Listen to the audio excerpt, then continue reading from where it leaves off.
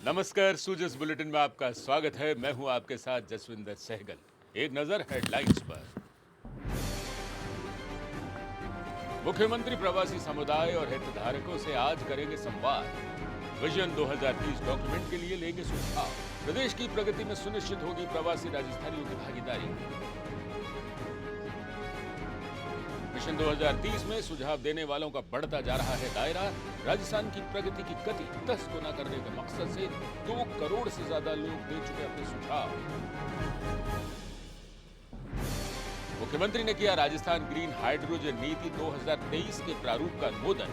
Green energy उत्पादन करने वाली कंपनियों को मिलेगा प्रोत्साहन। राजस्थान को देश का नंबर 1 राज्य बनाने के लिए संकल्पित मुख्यमंत्री श्री अशोक गहलोत हैदराबाद में प्रवासी राजस्थानी समुदाय और हितधारकों से संवाद करेंगे। मिशन 2030 के तहत आज शाम संवाद कार्यक्रम होगा। इसमें वैज्ञानिक, चिकित्सक, सामाजिक कार्यकर्ता, उद्योगपति, चार्टर्ड अकाउंटेंट, विद्यार्थी, प्रवासी राजस्थानी, सामाजिक संगठनों के प्रतिनिधि सहित विभिन्न क्षेत्रों से विशेषज्ञ और हितधारक अपने सुझाव देंगे। प्रदेश की प्रगति में प्रदेशवासियों के साथ साथ प्रवासी राजस्थानियों की भागीदारी सुनिश्चित करने के लिए ये अनूठा प्रयास है।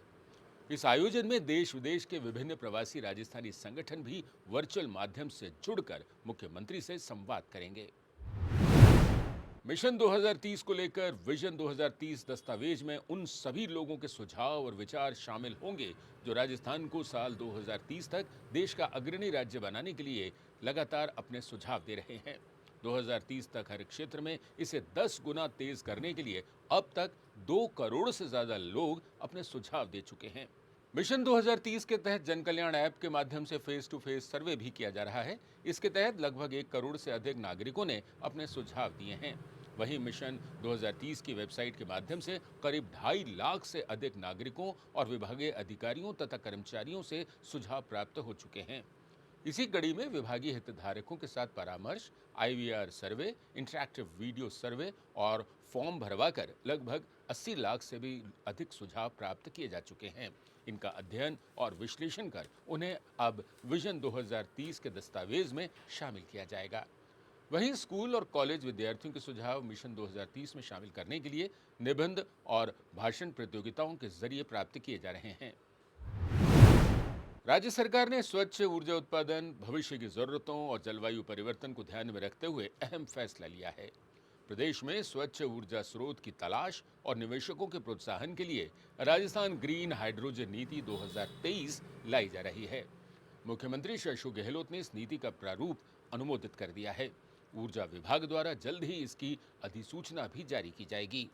मुख्यमंत्री के इस फैसले से राज्य में ग्रीन एनर्जी उत्पादन करने वाली कंपनियों को विभिन्न प्रकार की सब्सिडीज प्राप्त होंगी। प्रदेश में रोजगार के अवसर भी बढ़ेंगे। राजस्थान में अक्षय ऊर्जा के सबसे ज्यादा स्रोत उपलब्ध हैं। ग्रीन हाइड्रोजन उत्पादन के लिए राज्य बेहद अनुकूल है। राज्य सरकार नीति के तहत निवेशकों को प्रोत्साहन देने के लिए विभिन्न सुविधाएं देगी। इनमें राज्य के प्रसारण तंत्र पर स्थापित होने वाले 500 KTPA अक्षय ऊर्जा प्लांट को 10 सालों तक प्रसारण और वितरण शुल्क में 50% छूट, थर्ड पार्टी से अक्षय ऊर्जा खरीदने पर अतिरिक्त और क्रॉस सब्सिडी सरचार्ज में 10 साल तक पूरी छूट दी जाएगी। राजस्थान ग्रीन हाइड्रोजन नीति 2023 के तहत ग्रीन हाइड्रोजन सेक्टर को राजस्थान निवेश प्रोत्साहन योजना 2022 के तहत थ्रस्ट सेक्टर में शामिल किया जाएगा। साथ ही इसे सनराइज सेक्टर में शामिल कर मैन्युफैक्चर स्टैंडर्ड पैकेज के परिलाभ दिए जाएंगे। आपको बता दें कि ऊर्जा विभाग द्वारा नीति के प्रारूप को पब्लिक डोमेन में जारी कर हितधारकों से सुझाव लिए गए थे। महत्वपूर्ण सुझावों को अब शामिल किया गया है। राज्य सरकार ने नीति में साल 2030 तक 2000 KTPA ऊर्जा उत्पादन के लक्ष्य रखे हैं।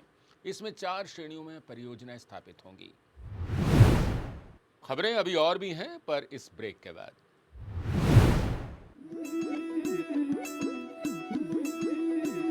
राजस्थान मेरी जान, जीवन हुआ यहाँ आसान। राजस्थान मेरी जान, जीवन हुआ यहाँ आसान। सही हाथों में रही कमान, जीवन हुआ यहाँ आसान। राजस्थान मेरी जान, मेरी जान। राजस्थान मेरी शान।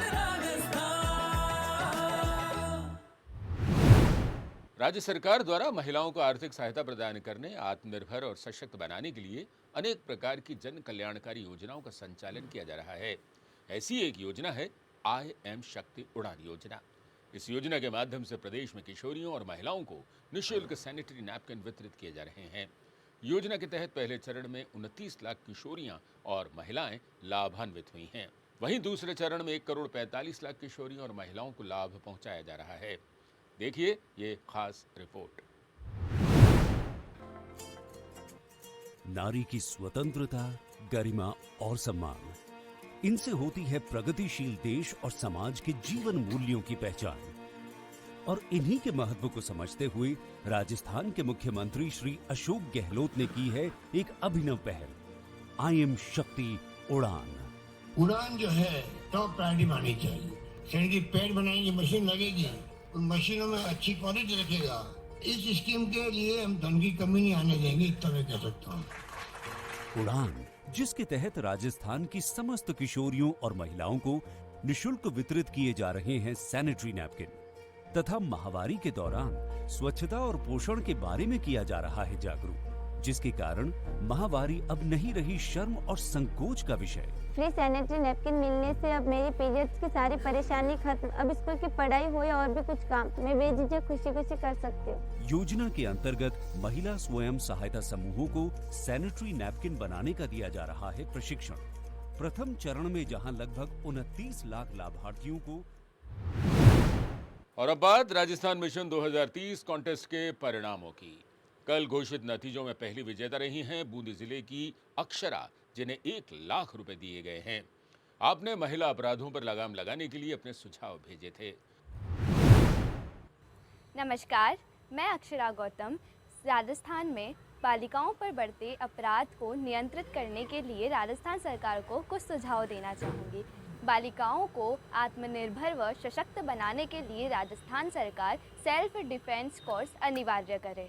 सेल्फ डिफेंस कोर्स को 3 चरणों में बांटा जाए। पहला, 6th से 8th तक की बालिकाओं को बेसिक कोर्स, 9th से 12th तक की बालिकाओं के लिए एडवांस कोर्स तथा 12th के बाद बालिकाएं इस कोर्स को सीखे भी और सिखाए भी, कॉलेज मास्टर ट्रेनिंग कोर्स। शारीरिक सशक्तिकरण के साथ जरूरी है कि उन्हें कानूनी जानकारी भी दी जाए। इसके लिए 5 दिवसीय लीगल अवेयरनेस कोर्स भी अनिवार्य रूप से करवाया जाए।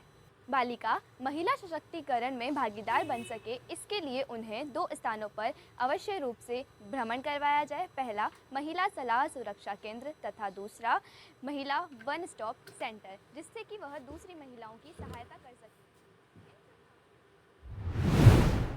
50,000 की इनाम राशि के साथ दूसरे स्थान पर रही हैं जयपुर जिले की कविता जोशी, जिन्होंने राजस्थान विकास यात्रा पर वीडियो बनाकर शेयर किया था। विकास के नए आयाम, 50 जिलों और 10 संभागों का हुआ हमारा राजस्थान।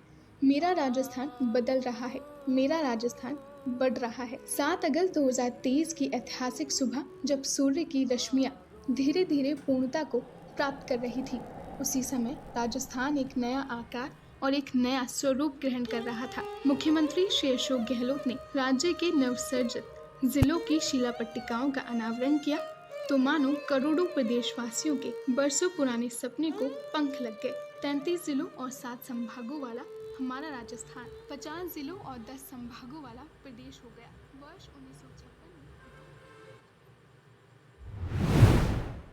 25,000 रुपए की इनामी राशि के साथ भरतपुर जिले की गिरिराज देवी रही हैं तीसरे स्थान पर। आपने शिक्षा नीति में बदलाव के लिए कई महत्वपूर्ण सुझाव भेजे थे। शिक्षा के क्षेत्र में किए गए नवाचारों के कारण आज राजस्थान शिक्षा के क्षेत्र में अग्रणी राज्यों में शुमार हुआ है। जहां एक ओर महात्मा गांधी इंग्लिश मीडियम स्कूलों के खुलने से प्रदेश की शिक्षा व्यवस्था में एक बड़ा बदलाव आया, वहीं दूसरी ओर बाल गोपाल योजना, निःशुल्क यूनिफॉर्म और मिड डे मील जैसी योजनाओं के चलते सरकारी स्कूलों में बच्चों के नामांकन में बढ़त मिली। लेकिन राजस्थान में शिक्षा के क्षेत्र में सुधार के लिए तो सूजस बुलेटिन में बस इतना ही। मिलते हैं फिर, तब तक